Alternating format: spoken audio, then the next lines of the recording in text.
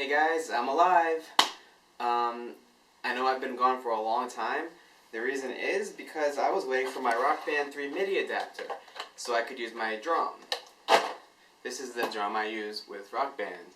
I can play it without Rock Band, but I don't that much because Rock Band's pretty accurate with drums, and especially now with the Pro Drum. So here it is, the Midi adapter. It looks like a little Nintendo controller or something. Has an overdrive button, it's interesting. But I don't really know why you'd need that, but it's there. And MIDI in, that's where you connect your MIDI instrument. So this video will talk about how to set up a real drum kit like this, a real E-drum kit, to Rock Band 3. Now you can't hook up any drum kit, it has to be an E-drum kit. So let's begin. On page 5 of your manual, you find this little chart, and this is the first thing that you need to look at to set up your MIDI instrument. The chart lists each type of drum, what it corresponds to in the game, and the number that you want to use. Now there's more than one number there. I guess the default is the bold number, the first number, but there's more than one. And first, let me explain the reason for that. The reason is that on your cymbals, some of your cymbals, not all of mine, but at least 2 of mine have this. The bell makes a different sound from the rim. And some of them have 3. Some of them have a bell sound, some of them have, I don't know, like a sound hitting in the middle and a sound from the rim. So you actually have to be aware when you set this up that you don't just set the note for one of the 3. That you don't think you hit it, you set the note, and then it's going to work. You may find yourself sitting there for like an hour banging your head against the wall thinking that your shit's broken, when in fact you just needed to set all 3 different zones. It's a different instrument or the same instrument. In fact, you can set them all as the same instrument if you want. It doesn't matter, but it gives you all kinds of different options, 2 to like 4 options for what you can set each one. There's also a setting for a hi-hat pedal. If you thought the bass pedal was annoying, man, you can use a hi-hat pedal for the game, but it is optional. You don't have to use it. Anyway, I don't have a bass pedal, I don't have a hi-hat pedal, so I can't show you that. But so on my drum, underneath the drum, is my brain. That's the drum brain. I have a pretty cheap one. That's a Roland TD3. It works fine for the game, but in reality, if I wanted to be a professional drummer, I would need a better one. But in any case, that is the thing which takes the signal that the drum produces when you hit it. Your drum produces an electrical signal and sends it to this brain. On the side of the brain over here, I hook in this cable called a MIDI cable. I hook it into the MIDI out. And this cable, it looks like that. You know, it has, let's see, yeah, there we go. It has these 5 big prongs. You can find it online, I'm sure.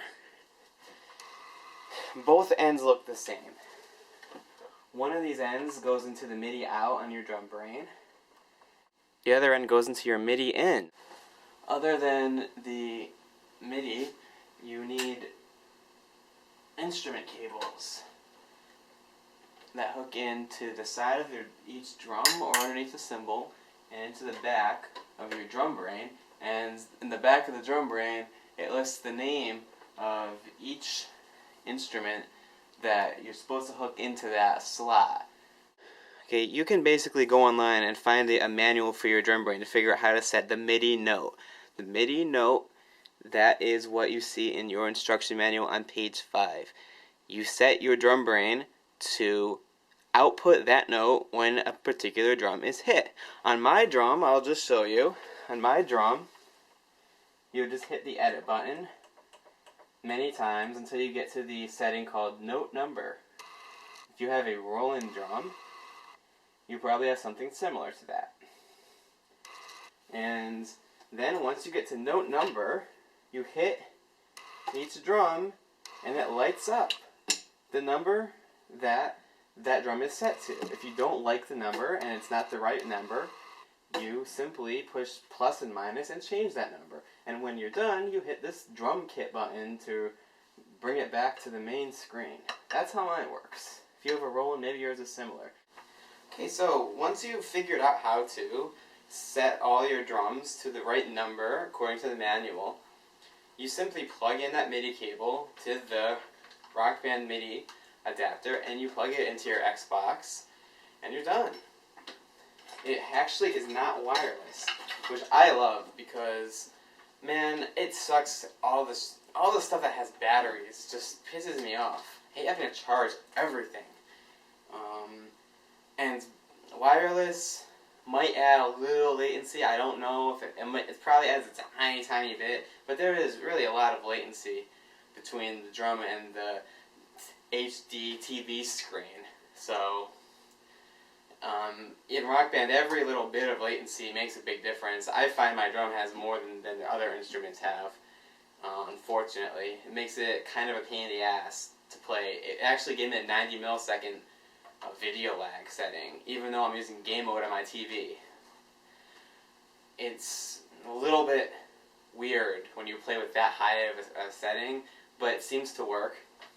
Anyway, one thing you may have a problem with that I should explain with this MIDI adapter, probably explains it in the manual, but people hate reading manuals. I hate reading manuals. There's a switch that says DKG. I think that means drum, keyboard, guitar. Make sure you set that switch to D so that if you're playing your drum, or if you want to set it to the keyboard or the guitar, make sure you set it to those. There's also this plus minus volume button, right? That's actually a sensitivity meter. If you find that you're hitting your drum and it's not responding in the game, you probably have the sensitivity on this all the way down. It's more likely to be more functional when it's higher up. But it also depends on what settings you put in your drum brain. There are two settings on your drum brain that might confuse you. One of them is called sensitivity, and one of them is called threshold. The one that you want to change to interact better or worse with Rock Band is threshold, because that's the one that changes how hard you hit the drum so that the game responds to it. You may have to set it up or down. It depends on the drum brain. You have to look at your manual. Sensitivity only changes how loud the drum sounds on an amp. You don't care about that when you're playing Rock Band 3 unless you're using an amp with it. I'm going to add two more settings that your drum brain can do into this discussion because they're also very important. One of them is called crosstalk cancel. It's a setting that you set in the same place that you would set your threshold, your sensitivity. Crosstalk cancel helps the drum decide when you hit one drum and the other drum vibrated and responded to that, so that you don't get double hits. You don't hit your blue and your yellow goes off and your green goes off. Crosstalk cancel helps eliminate that. Threshold helps eliminate that too, but crosstalk cancel is another option. Maybe you can try it if you're having problems. And another thing that can be very useful, even more than crosstalk cancel, is it's called retrigger cancel.